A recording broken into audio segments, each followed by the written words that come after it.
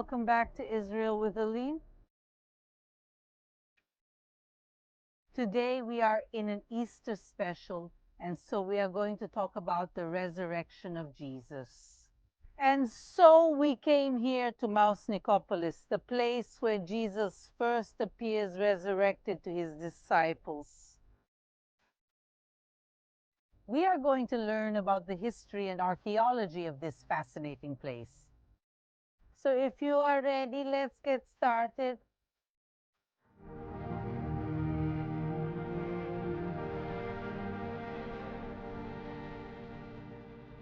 And why are we starting today's tour on the side of a road? Because this is the road to Emmaus. Important biblical routes passed through here, and they were as busy here 2,000, 3,000 years ago as they are to this day. This road goes through the Ayalon Valley, and a very important story takes place on it. In the time of Joshua, when the people were conquering the Promised Land, a people called the Gibeonites made a peace agreement with Israel. But then 5 kings who don't like this agreement attack the Gibeonites, and Israel goes in defense of their new allies.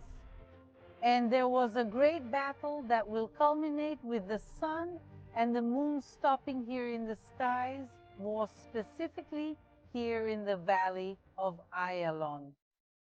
So Joshua spoke to the Lord on the day when the Lord delivered the Amorites into the hands of the children of Israel, and in the presence of the Israelites he said, "Sun, stand still in Gibeon, and you, moon, stop in the valley of Ayalon."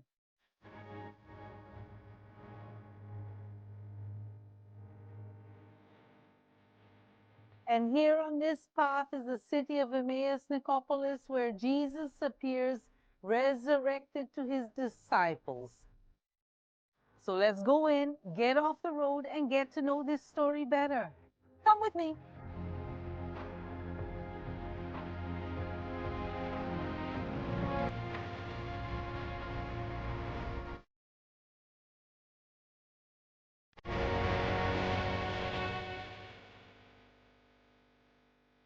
But shall we start the story of Emmaus from the beginning?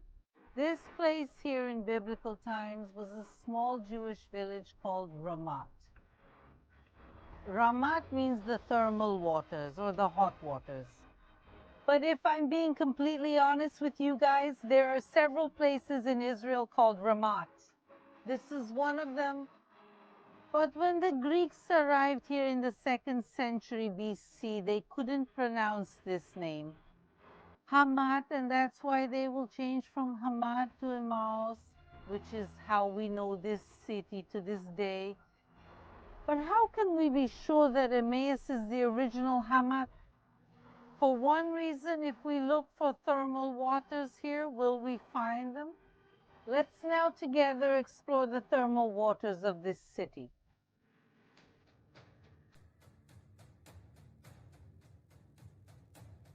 Look how amazing the preservation of this Roman bathhouse is. It was sitting on top of the Ramat, this hot water spring. The spring has long since dried up, but this construction is proof that this is Ramat, and that means this is Emmaus from biblical times. And this place literally has archaeological remains sprouting from the ground, because anywhere we walk here, we will find pieces of pottery, and most of them are millennia old. Look at this one. And here we can see how far the floor reached when the archaeologists began to excavate this place. And the difference in floor height from Roman times to today is gigantic. Why was this bathhouse and all of Emmaus buried? Why were almost all of the archaeological sites in Israel buried? First, we have to take into account one thing. The places that for some reason were not buried, most were destroyed over time. First by antiquity looters, another repeatedly, people took the stones to use in other constructions. It was damaged by the sun, by the rain, and by the wind. So the buildings that were best preserved, like this one, were precisely the buildings that were buried. And what happens is that over time, when the place falls into disuse, the earth slowly covers it. Imagine if you don't sweep your house one day, a little dirt accumulates. If you don't sweep your house for a year, 2 years, or here hundreds of years, the earth and dust will accumulate, especially in areas close to housing or close here, for example, to the constructions of Byzantine times. They will bury, and also Israel unfortunately suffered many earthquakes and many wars throughout history that destroyed buildings, and it was easier to cover the remains of the rubble and build on top than to clean the entire land. Because after all, carrying each of these stones by hand was very heavy.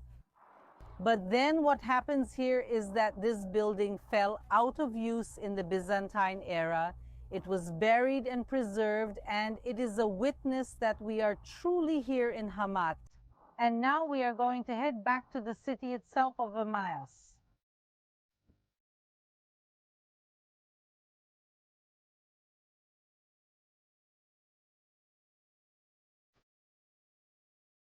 And what other archaeological evidence do we have here on site? We have here Jewish tombs from the time of Jesus, and we can also connect them to the resurrection of Jesus himself. But why is this important? This shows us that not only was there a city with thermal waters here, but also there was a Jewish population in this city. If we were to go back 2,000 years, in the times of Jesus, how were the Jews buried? There were two ways. The first way is the simple people, the people. A hole was dug in the ground. The person's body was placed inside. Without a coffin, just with shrouds, the person was placed inside, it was covered, and a stone was placed to mark the location. This is the way all Jews are buried to this day. But in the times of Jesus, there was a second option, a second way that Jewish people could be buried. This second way was for rich and important people, like, for example, Joseph of Arimathea. The idea is that a tomb was dug into the rock. And here in the archaeological excavations, folks, several tombs were found in the rock. So come with me and we'll take a close look at them. And if we can, we'll even try to go inside to show you.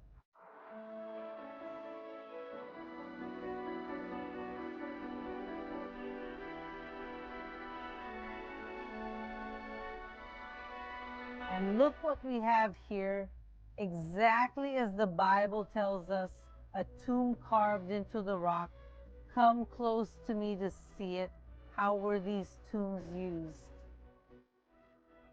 When the person passed away, the body was prepared. It was washed, anointed with perfumed oils like myrrh or nard, and then the body was wrapped in shrouds. The body was placed inside a cave. In one of the little spaces that I will, if I can get in, I will show you, but it was placed in one of the spaces. We call it in Hebrew Kur. The tomb was closed. One waited a year, and after a year, one came here and opened it. The bones were taken and placed in an ossuary, and the next body could be placed, and so the process was repeated. This helps us understand some things about Jesus' tomb. First thing, this was only for rich people, and Joseph of Arimathea, who gives his tomb to Jesus, he was a very rich man.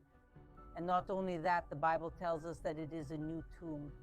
Why does the Bible highlight this? Because at that time, most of the tombs were not new. They were used generation after generation. And that's why also on Sunday, when the Marys, the women, go to the tomb and see it open, they are so shocked because they knew that according to Jewish tradition, the tomb should not be opened in less than a year.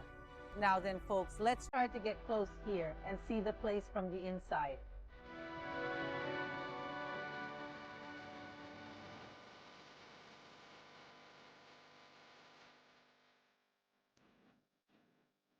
Whoa, look how amazing. This is an original tomb from the times of Jesus. And look at these small spaces here. This is where the bodies were placed. Indeed, archaeology helps us understand biblical times, and I want you to take a good look at this stone that is here in front of me.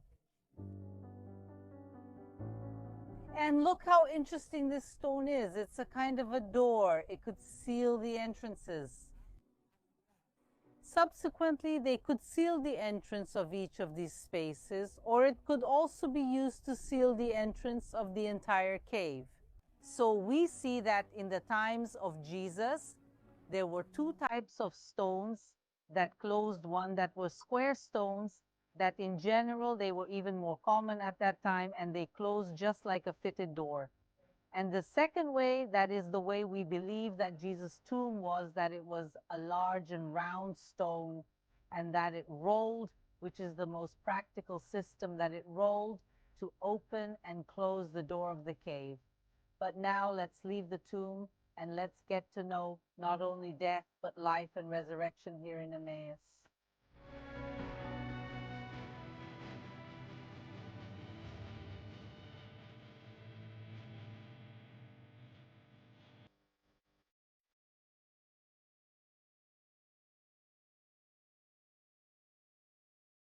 Indeed, the idea of the tombs, that the entrances are small, because it's not for people to be coming in and out here every day.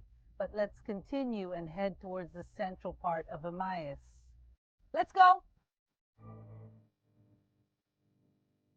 And it wasn't just an isolated tomb. Usually when we find tombs, we find several. And here we are seeing another Jewish tomb from the time of Jesus.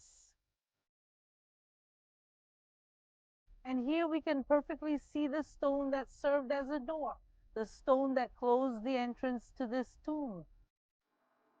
Another name for Jewish Passover is Hag Aviv, the spring festival. And precisely Passover, both Jewish and Christian, fall during the spring. And we are seeing here a flowering almond tree, and all of Israel is beginning to bloom.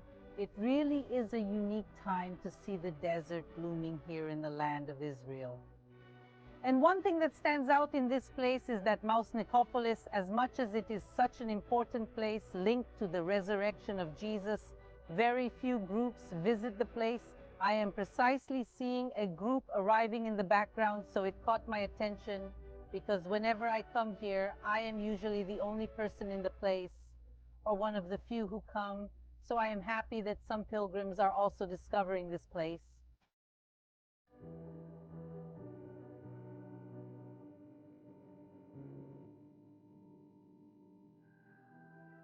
Behind me are Emmaus's Christian archaeological remains linked to Easter Sunday, as depicted in Luke 24. On the week's first day at dawn, the women went to the tomb with the aromatic oils they prepared. They found the tombstone moved, but didn't find Lord Jesus' body inside.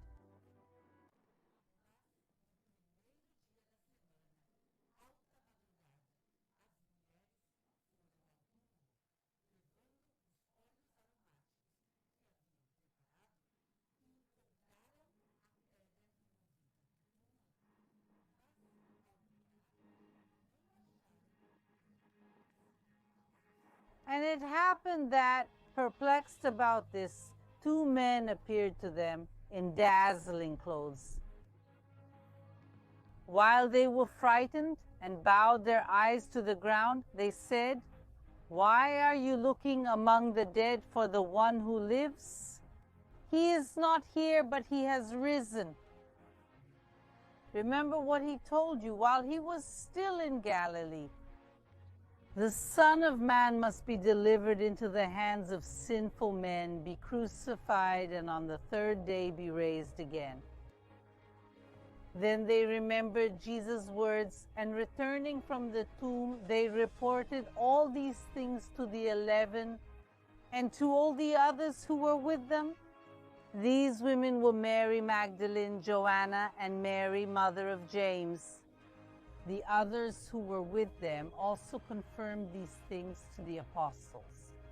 But to them, such words seemed like nonsense.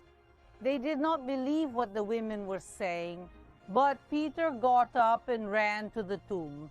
Bending over, he saw only the linen cloths and nothing else. He went home, amazed at what had happened. And on that same day, on the Sunday of the resurrection, two men were walking from Jerusalem to Emmaus. They were on the road that is still in use today, the same path from that time. Those two men were walking and talking about the events of the last few days in Jerusalem. Then a man approached them. It was the resurrected Jesus, but they did not recognize him.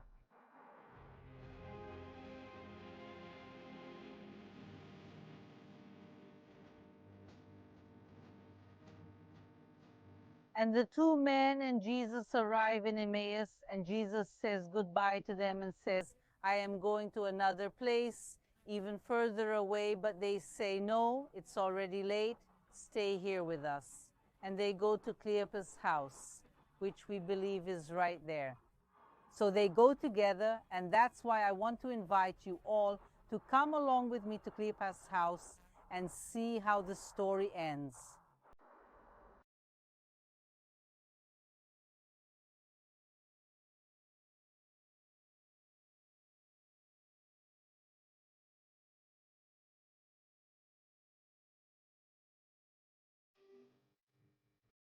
And Jesus enters Cleopas' house here to have a meal with them. And imagine they were walking together for miles and miles and miles. The distance from here to Jerusalem is 18.64 miles, and they made at least part of this journey together. And they've been walking with him for so long, but they have no idea who Jesus is, because the Bible tells us that their eyes were closed. And they're going to sit here to have a meal, and then Jesus is going to break the bread for them. And it happened that when they were at the table, he took the bread and blessed it, then broke the bread and gave it to them. Then their eyes were opened and they recognized Jesus, but he disappeared from their presence.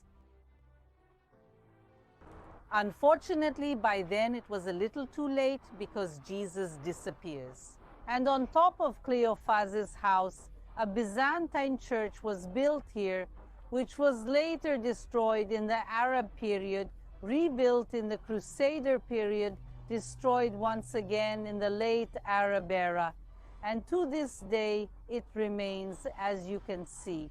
But this helps us to be sure that here where the remains of the Byzantine church and the Crusader church are located were the times of Jesus, the house where Jesus appears on Resurrection Sunday.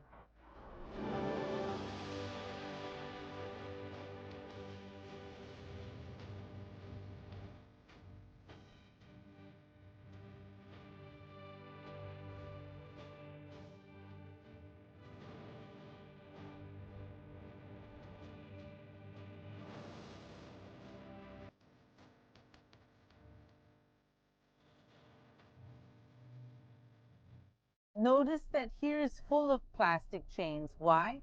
Because in addition to being an archaeological park, this place gathers pilgrims to this day, and that's why they spread the chairs here inside this church, and here they can also break and eat the bread in the same place that Jesus broke. It really is a unique feeling to be in this place and generally to be in the Holy Land. And that's why I also want to take this opportunity to invite you, if you want to get to know the Holy Land and have the trip of your life, come with us on the Israel Caravans with Aline and come to deeply understand biblical archaeology, history, and literally walk in the same places where Jesus walked. See the archaeological excavations, for example. Here they show remains that are from the time of Jesus, but now we are going to leave here back to the entrance of the place.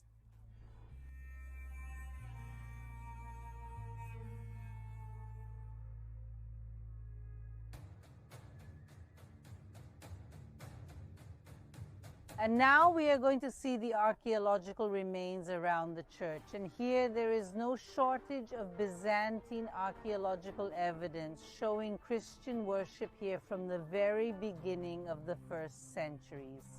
Come with me.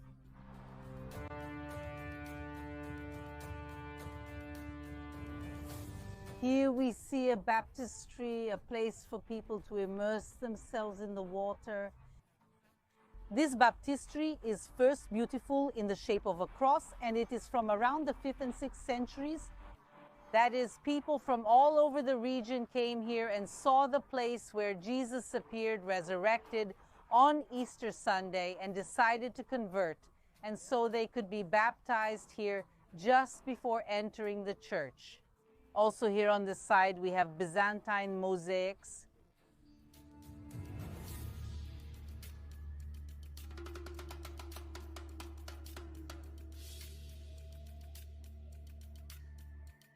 But why am I putting so much focus on showing the archaeological evidence of this place? First, I think that archaeology always strengthens our faith. But in the case of Emmaus, it's because Emmaus doesn't have just one version. So there are other theories about where the biblical city of Emmaus might be. One of them is what we know as Kriata Anavim, Abu Ghosh, Colonia, El Kubebe, Arthas, Kurbet Kamasa. Indeed, Emmaus is the place that has the most possibilities of where the story actually happened, but most archaeologists really believe it was here. First, it's the oldest tradition, and we have all these archaeological proofs in the place, from the hot bathhouses, the Byzantine churches, and also inscriptions, for example, Eusebius of Caesarea, considered the father of church history, who lived and was born in the 3rd century AD. He tells us that the real Emmaus is Emmaus Nicopolis. But so far I haven't said anything about Nicopolis. What is this Nicopolis? In the year 221, the Romans changed the name of this city because they had destroyed it before and rebuilt it with the name of Nicopolis. Nicopolis means the city of victory. They were celebrating the victory of the Romans against the Jews because not long before they had ended the Jewish rebellions. But in the end, this city that was created to be a Roman city becomes once again a Jewish and Christian city. And the archaeological remains here prove that to us.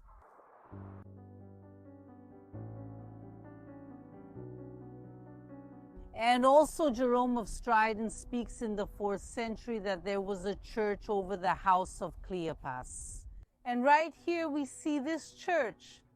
Jesus was here on Resurrection Sunday. And for this reason, from this very special place, I want to wish all of you a happy and blessed Easter from Israel and the Holy Land. A big kiss, and see you next time.